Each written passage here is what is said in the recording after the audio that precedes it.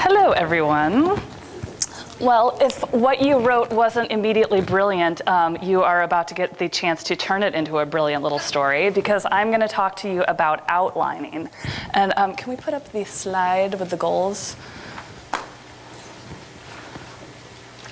Okay, so outlining, like Chris said, structure is where so much of great writing goes wrong. So now you've written a little story, or maybe it's not even a story, so we're going to find the story within it, because you're going to find that you have a lot of details in there that are great and that lend itself to a bigger story, and a lot of details that are totally unnecessary and completely irrelevant. So what focusing on our writer's toolkit, clarity, focus, and conciseness, we want to review what we've written and extract, organize the vivid key phrases into a loose outline. So what does that mean? Well, we need to know where we're going. So we need to know what this story is about. Because if we don't know what we're building to on a bigger level, the two biggest pitfalls as writers are becoming bogged down by tiny details and following little stupid things that don't even matter on a tangent. And the other one is heading off onto tangents that have nothing to do with the story. Chris talked a lot about, making choices and where you're going to turn. So on Parenthood, we have a writer's assistant who takes notes on everything we say in the writer's room. And so we call it breaking story when we're heading towards an outline. When we're breaking story, by the time we get sent off to write a script, we generally have at least 30 single-spaced pages from our writer's assistant. And that's pretty concise. I've written on shows where I've been sent off to script and there are 100 pages of notes. So how do you find what's good to use and what's not? Well, an outline is going to save you from wasting your time on the bigger details. So let's find our story. The story I wrote, if you want to go back, we don't need to read it, but my story was about when I was 15 years old, I had jaw surgery at Stanford Hospital, which is a teaching hospital. And I was terrified, but I was 15, so I was trying to act like an adult. And my dad was being a hover parent, so I wanted to show that I was very adult, so I was being very calm and cool around the doctor, especially when the doctor came in and introduced himself as a resident. And I thought he looked very old and respectable because I was 15 and he was cute and I wanted to be show him that I was brave. Whereas my dad took one look at this kid and was like, "Are you qualified to do this?" Well, I was mortified. And it turned out the doctor had no idea what he was doing. He had never started an IV before. He ended up jabbing my hand 7 or 8 times. And then on the last time, my dad reached out and grabbed the kid by the arm and said, "Don't miss again." At which point the kid doctor, as my dad called him, said, "Why don't I get someone more senior to go do the procedure?" And I was mortified, but also incredibly relieved that I was not going to get jabbed again.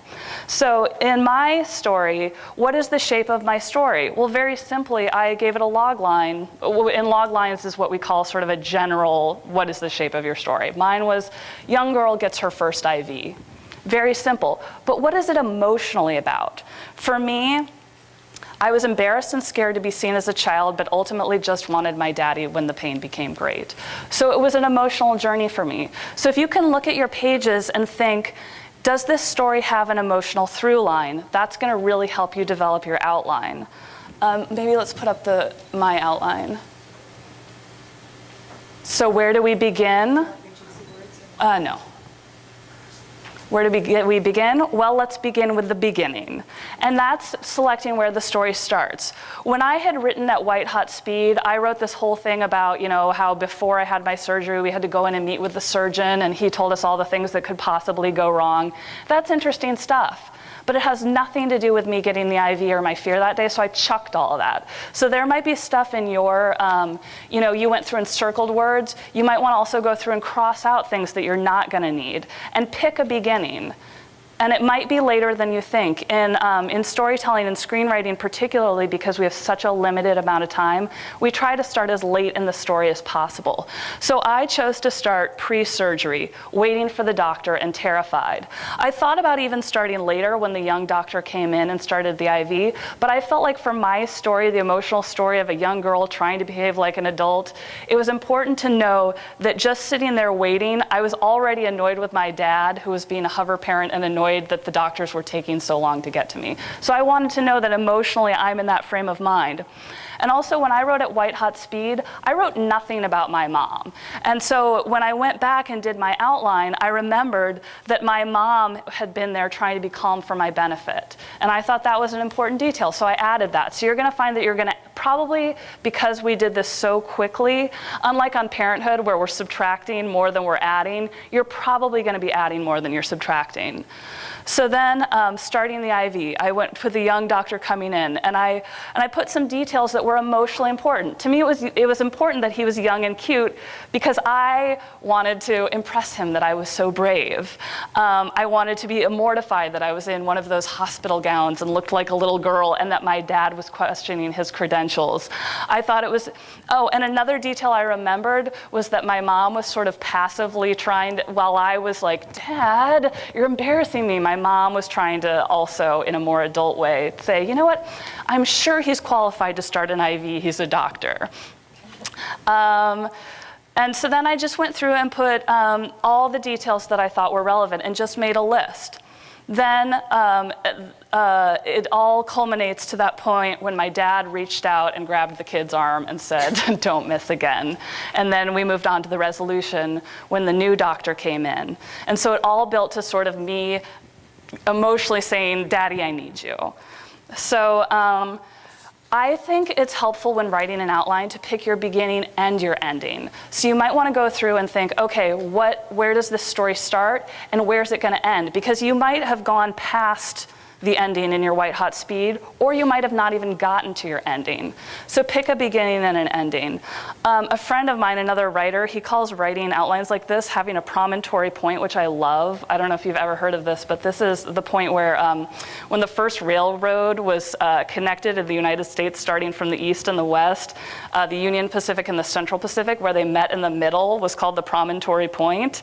And I just thought that was so cool for storytelling, because as long as you have your beginning and your ending, you can kind of sort of fill all those details in, and you can either work from the back or work from the front, but eventually you're going to meet in the middle. And I think that's a great way to think about it, because as long as you know where you're going, you're going to get there. So how do you decide what to keep and what to toss? Well, hopefully you've thought about what your emotional through line is. And so you might have a fabulous detail but has nothing to do with that. Toss it. In the writer's room, we call this killing your babies. You're all doctors, so maybe you want to call it something different because you took a Hippocratic oath. But it's all about getting rid of the stuff you don't need. I love the movie Wonder Boys, and there's a point where it's about an author, and a student sees her professor's novel that's now reached about 2,000 pages. And she says, well, I thought that writing was about making choices, and it seems to me you haven't made any choices. There was probably great stuff in there, but unless it's getting you to that promontory point, chuck it.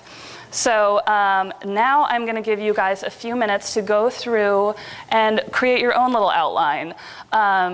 Just bullet point where the story begins, bullet point where it ends, and then all those events that lead up to it. And feel free to add new details, feel free to take some away. You can even just take one tiny moment that's in your writing and build your outline around that.